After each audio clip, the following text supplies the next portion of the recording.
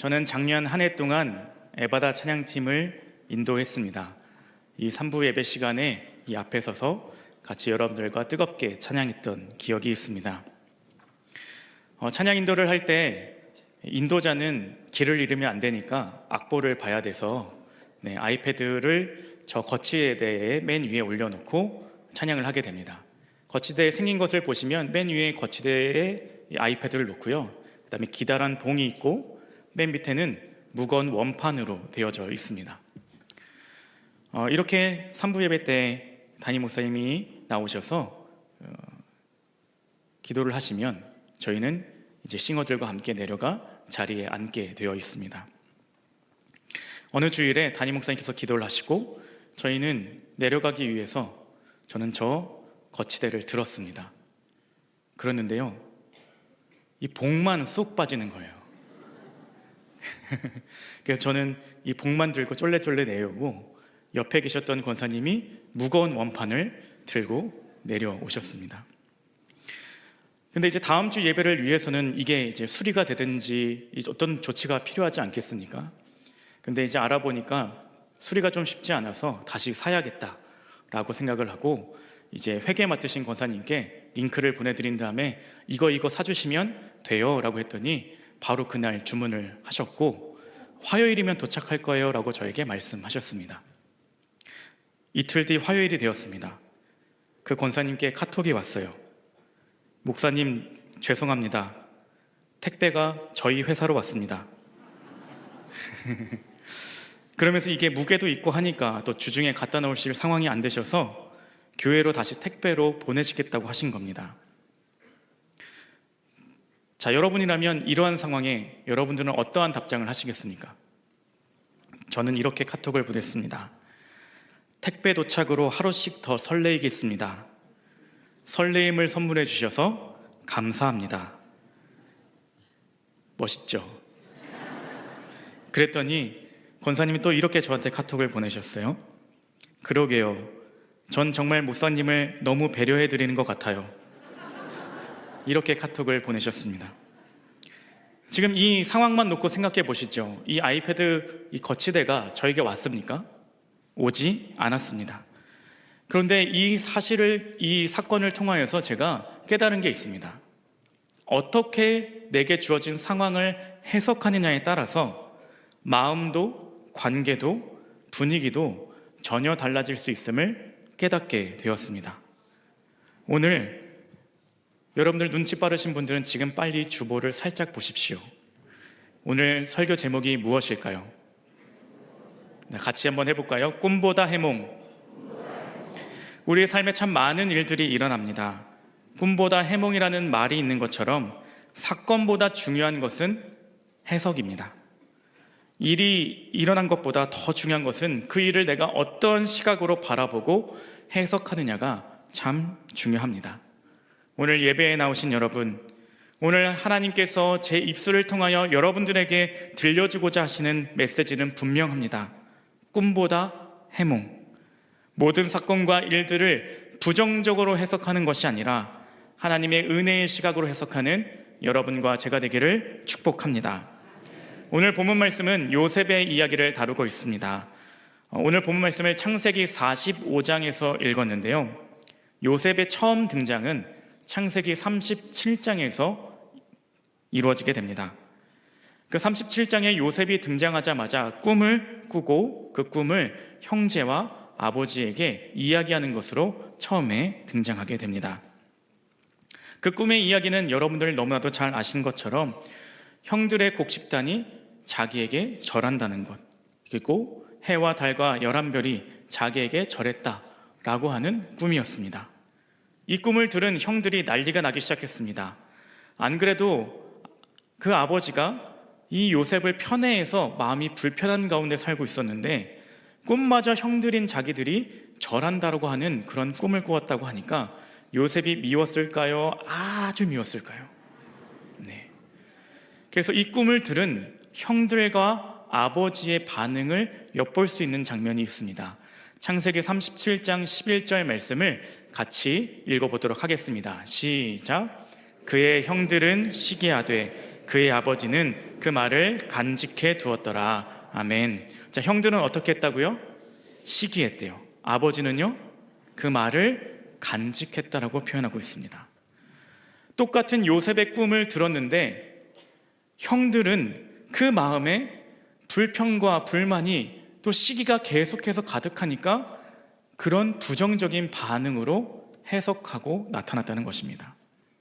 그런데 반면에 자기 아버지는 그 꿈이 이야기가 너무나도 허무맹랑하게 들렸을 수는 있어도 하나님께서는 언제 이루어 주실 수 있다라고 하는 마음이 있으니까 그 꿈 이야기를 간직해 두었다라고 표현하고 있습니다. 똑같은 요셉의 꿈 이야기를 들어도 내 마음이 또 내가 어떠한 시각으로 해석하고 받아들이냐에 따라서 완전히 다른 결과가 나올 수 있다는 것입니다. 배단이 우리의 이야기, 우리 성도님들의 신앙 간증들이 담겨져 있는 책에 보면 이런 내용이 나오더라고요. 교수님은 영상을 보여주며 폐암이라고 했습니다. 검진 결과를 듣자 제 안에 세상이 주는 행복감으로 맛볼 수 없는 큰 기쁨이 생겼습니다. 항암 치료 때문에 입원하면서 정말 좋았습니다. 병실에 있는 사람들이 꼼짝없이 제 이야기를 들어야 했으니 예수님에 대해 전할 수 있어 기뻤습니다. 이렇게 간증 적혀 있더라고요. 여러분들에게 누가 폐암이라고 이야기를 하면 어떠실 것 같으세요? 저는 그 폐암이라고 하는 소리를 들었다면 왜 하나님 나에게 폐암이 생겼습니까? 나는 이렇게 신앙생활도 열심히 하고 나름대로 교회도 빠지지 않고 섬기고 노력했던 것 같은데, 나름 착하게 살려고 했던 것 같은데 왜 나에게 이러한 아픔이 찾아옵니까? 이러한 질병이 찾아옵니까? 라고 한탄하고 원망했을 것 같더라고요. 그런데 이분의 신앙 해석은 무엇이었어요? 오히려 이 폐암을 통하여서 병원에 들어가 있을 때 복음을 전할 수 있고, 그들은 꼼짝달짝할 수 없으니까 내 이야기를 들으며 복음을 접하고 받아들일 수 있으니 나는 그 시간들이 너무나도 귀한 시간입니다 라고 고백했다는 것입니다. 이 사실만 보아도 똑같은 현상, 똑같은 문제, 똑같은 아픔들을 바라볼지라도 내가 어떻게 해석하고 어떻게 받아들이냐에 따라서 완전히 다른 결과를 받아들일 수 있습니다. 이렇게 놓고 보니까 믿지 않는 사람들이 우리에게 원하는 모습이 바로 이러한 모습일 것 같아요. 믿지 않는 사람들은 갑자기 어느 날 성경 좀 볼까? 하고 성경을 볼까요? 어느 날 갑자기 예배 드리고 싶어 그래서 교회를 찾아올까요? 아니요. 그들은 우리의 모습을 보고 하나님을 바라보게 되어 있습니다. 그러니까 믿음의 사람들이 어떠한 문제, 어떠한 아픔, 어떠한 괴로운 일들이 생길지라도 말씀으로 이겨내는 그 모습, 말씀으로 해석하여서 그것들을 아픔이 아니라 간증으로 바꿀 수 있는 그 모습들을 바라보며 하나님이 계시구나, 말씀으로 살아간다는 건 저런 것이구나, 예배한다는 건 저런 것이구나 라는 것을 깨닫게 되는 것이죠. 그러니 여러분들의 삶을 통하여 하나님이 증거되어지고 있습니까? 여러분들의 삶을 통하여 여러분들에게 문제가 생겼을 때, 아픔이 생겼을 때 나는 그것에 한탄하고 아파하기만 하고 있습니까? 아니면 말씀으로, 하나님의 시각으로 그것들을 해석해내고 계십니까? 여러분과 저의 삶이 모든 문제, 모든 아픔 속에서도 하나님의 시선으로 해석할 수 있고 받아들일 수 있는 영적인 눈을 가진 자가 되시기를 축복합니다. 그럴 때 우리의 삶에 하나님이 드러나실 줄로 믿습니다. 이렇게 요셉이 꿈 이야기를 했죠. 그런데 우리가 익히 성경을 알고 있는 것처럼 37장의 요셉의 꿈은 결국 이루어지게 됩니다. 그런데 그 꿈이 단숨에 이루어지지 않았습니다. 37장의 요셉의 꿈은 창세기 45장에 가서야 이루어지게 되었습니다. 이 창세기 45장까지, 37장에서 45장까지의 시간이 얼마나 걸렸을까요? 성경을 따라가면서 찾아보니까 요셉의 꿈꾼 나이를 37장을 보니까 17살이라고 표현하더라고요. 그리고 총리가 됐을 때 41장을 보니까 30세라고 표현합니다. 그리고 이후에 풍년이 7년 있었고 흉년이 2년 있은 후에 지금 형들이 찾아왔습니다. 자, 지금까지 산수를 잘 하시는 분, 30세 더하기 7 더하기 2는 39입니다. 그런데 요셉 꿈꾼 나이가 몇 살이요? 17살이요. 그럼 39 빼기 17은 22년입니다. 그러니까 요셉이 꿈꿨고 그 꿈이 이루어지기까지 걸린 시간이 22년이요. 그 시간이 짧습니까? 엄청 긴 시간입니다. 그럼에도 불구하고 요셉은 그 꿈이 죽지 않았습니다. 왜요? 그 삶에서도 그가 하나님의 시선으로 바라보고 해석하는 능력이 있었기 때문입니다. 그 22년에 어떤 역사들이 있었습니까? 형들에게 버림받는 역사가 있었고, 그 다음에 종으로 팔려가는 일이 있었고, 그 종의 삶 속에서도 인정받았지만 그 모함에 빠져서 감옥에 갇히게 되었고, 그 감옥에서도 풀리는 것 같았지만 다시금 주저앉은 일들이 있었죠. 그 22년들 속에 그의 시간은 노예의 시간이요, 억울함의 시간이요, 침묵의 시간이고 괴로움의 시간이었을 수 있습니다. 그러고 보니까 우리의 인생에서도 기다림의 시간을 보내는 경우들이 있습니다. 그런데 그 기다림의 시간을 어떤 사람은 기도하며 하나님의 시간과 일하심을 기다리는 사람이 있고요, 어떤 사람은 자기 마음대로 시간을 보내고 삶을 해석하며 시간을 보내는 분들이 있더라고요. 그러다 보니까 이 기다림의 시간을 하나님의 때를 기다리는 시간으로 삼지 않고 시험 드는 경우들을 종종 보게 됩니다. 그런데 하나님께서 우리에게 기다림의 시간을 주시는 이유는 명확합니다. 하나님은 우리에게 신앙의 눈으로 해석할 수 있는지 확인하고 싶으신 겁니다. 어떤 문제, 어떤 아픔, 어떠한 괴로움이 있을지라도 그것들을 신앙의 눈으로 해석할 수 있는가? 여러분들의 삶에, 또 저의 삶에 모든 순간들을 하나님의 시선과 하나님의 말씀으로 해석할 수 있는 삶이 되시기를 축복합니다. 오늘 본문 말씀에는 요셉이 자기 형들에게 자신의 정체를 밝히는 순간이 담겨져 있습니다. 5절 말씀을 같이 읽도록 하겠습니다. 5절 같이 읽도록 하겠습니다. 시작. 당신들이 나를 이곳에 팔았다고 해서 근심하지 마소서, 한탄하지 마소서. 하나님이 생명을 구원하시려고 나를 당신들보다 먼저 보내셨나이다. 아멘. 자신을 팔아넘긴 형들이 곡식을 구하러 자기 앞에 찾아와서 무릎을 꿇었습니다. 요셉에게는 권력도 명분도 기회도 있었죠.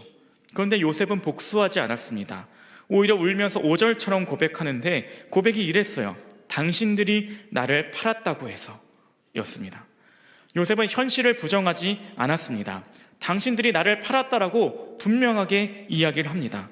요셉 입장에서는 잊을 수 없는 사건이니까요. 그런데 요셉은 그 사실 위에 한 가지 해석을 더 올려놓았습니다.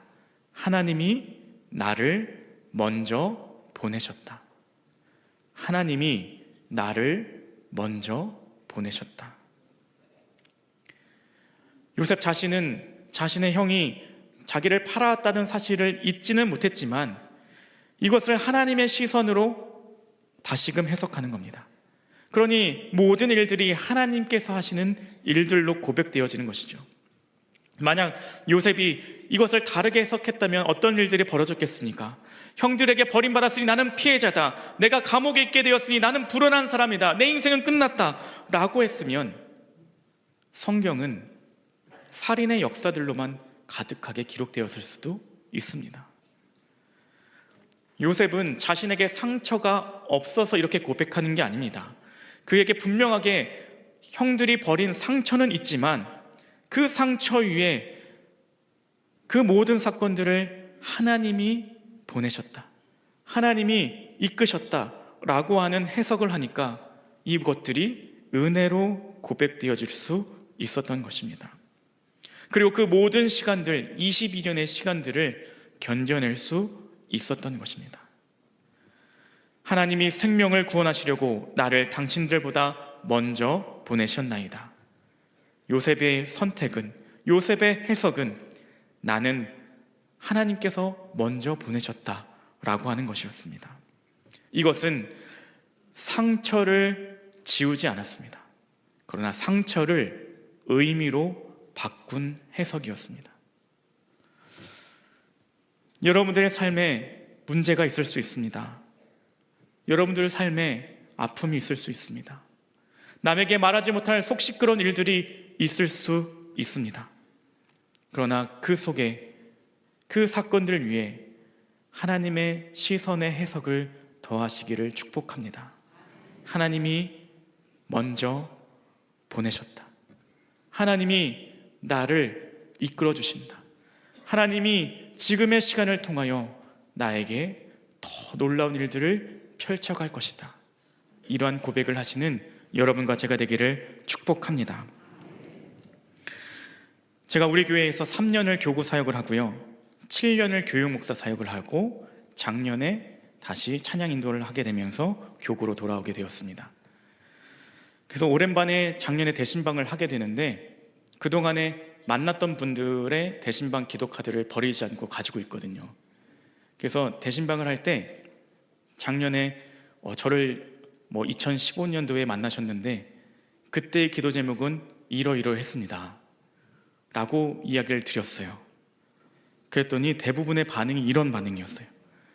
본인조차 기도 제목을 잊고 있었다. 그런데 지금 들어보니까 기도 제목이 이루어져서 감사합니다.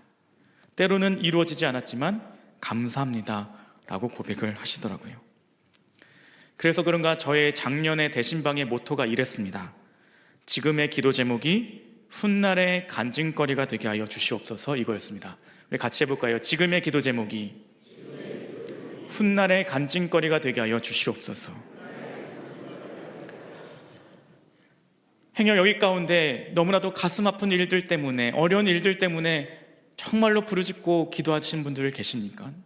지금의 기도 제목이 훗날의 간증거리가 되시기를 축복합니다. 창세기 45장 5절과 7절, 8절을 우리 같이 읽기를 원합니다. 창세기 45장 5절, 7절, 8절입니다. 당신들이 나를 이곳에 팔았다고 해서 근심하지 마소서, 한탄하지 마소서. 하나님이 생명을 구원하시려고 나를 당신들보다 먼저 보내셨나이다. 하나님이 큰 구원으로 당신들의 생명을 보존하고 당신들의 후손을 세상에 두시려고 나를 당신들보다 먼저 보내셨나니 그런즉 나를 이리로 보내신 이는 당신들이 아니요 하나님이시라. 하나님이 나를 바로에게 아버지로 삼으시고 그 온 집의 주로 삼으시며 애굽 온 땅의 통치자로 삼으셨나이다. 아멘. 요셉은 이 본문 말씀을 통하여서 계속해서 하나님께서 자신의 역사들을 써내려가고 있음을 고백합니다. 그는 자신의 인생을 다 알 수 있어서 고백한 게 아니라 하나님이 지금 나의 인생을 써내려가고 계시고 있다는 것을 고백하는 것이었습니다. 그러니까 한 가지가 확실했던 겁니다. 지금까지의 인생을 하나님께서 인도하셨다면 앞으로의 인생도 하나님께서 해석할 수 있도록 인도하실 것이다 라고 하는 확신이었습니다. 우리 인생도 마찬가지 아닙니까? 아직 결론을 나지 않은 이야기들 속에 우리는 살아가고 있는 것입니다. 그런데 때로는 어떤 분들은 너무 빨리 결론을 내려놔요.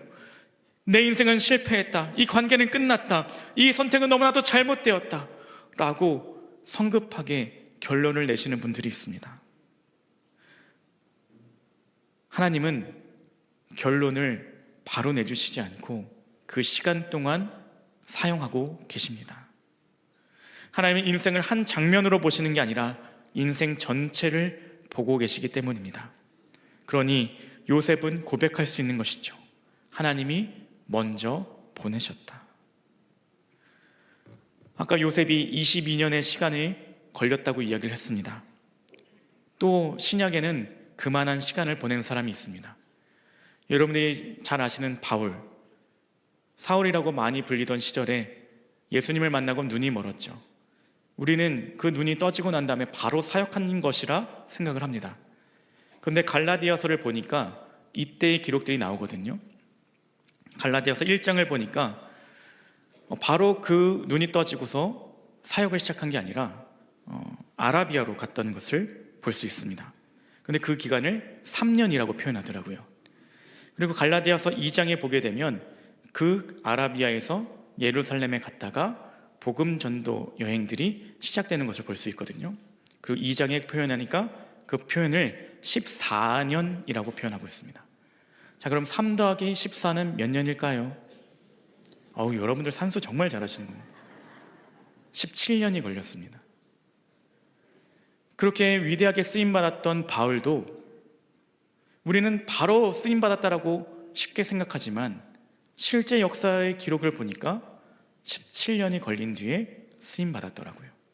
요셉의 22년, 바울의 17년, 결코 짧은 시간들이 아니었습니다. 그런데 그 시간들을 견뎌낼 수 있었던 건 내가 누구인지, 내가 어떤 사람인지, 내가 어떠한 시각으로 모든 것들을 바라보는지에 따라서 완전히 다른 결과를 받아들일 수 있기 때문에 그 시간들을 준비되는 그릇의 시간으로 쓸 수 있었던 것입니다. 우리는 매일매일 해석해야만 하는 삶입니다. 그 삶 속에서도 우리가 신앙의 눈으로 해석하는 믿음의 삶이 되시기를 축복합니다. 이제 말씀을 정리할 건데요, 교회를 이렇게 사무실을 지나가는데 어떤 집사님이 저에게 이렇게 말씀하셨습니다. 목사님, 어제 제 꿈에 목사님이 나왔어요. 이렇게 말씀하셨어요. 제가 이렇게 말씀했습니다. 집사님, 로또 사세요. 돼지 꿈꾸셨으니까요, 로또 사세요. 이렇게 이야기를 했어요. 다음날 제 책상에 로또 한 장이 놓여져 있었습니다. 그 집사님께서 저에게 자신과 똑같은 번호라고 하면서 주셨어요. 결과는 60초 후에 발표하겠습니다. 사람들은 참 많은 꿈을 꾸고 살아갑니다. 그런데 그 꿈을 어떻게 해석하느냐에 따라서 완전히 다른 일들이 생기더라고요. 같은 꿈을 꾸어도 누군가는 불안해하고요, 같은 꿈을 꾸어도 누군가는 기대하는 사람들이 있더라고요. 꿈보다 해몽, 신앙도 비슷한 것 같아요. 사건보다 중요한 것은 해석입니다. 일어난 일보다 더 중요한 것은 그 일을 누가 어떻게 무엇으로 해석하는가입니다. 신앙은 점을 치는 게 아니라 신앙은 하나님의 말씀으로 인생을 해석하는 것입니다. 니체가 이런 말을 했습니다.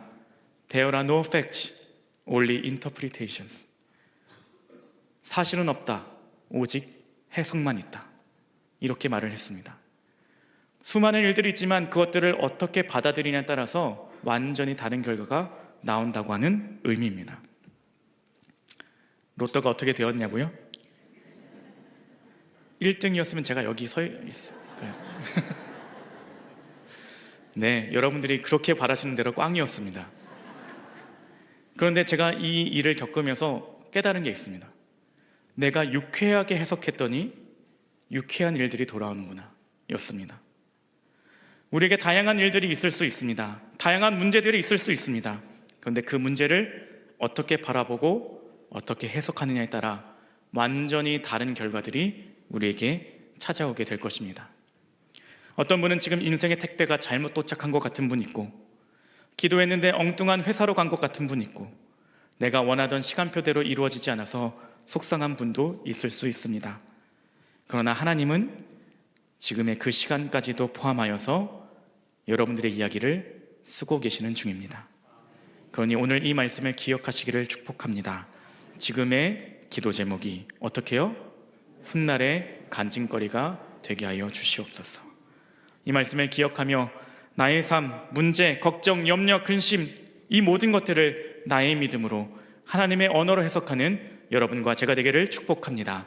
기도하시겠습니다.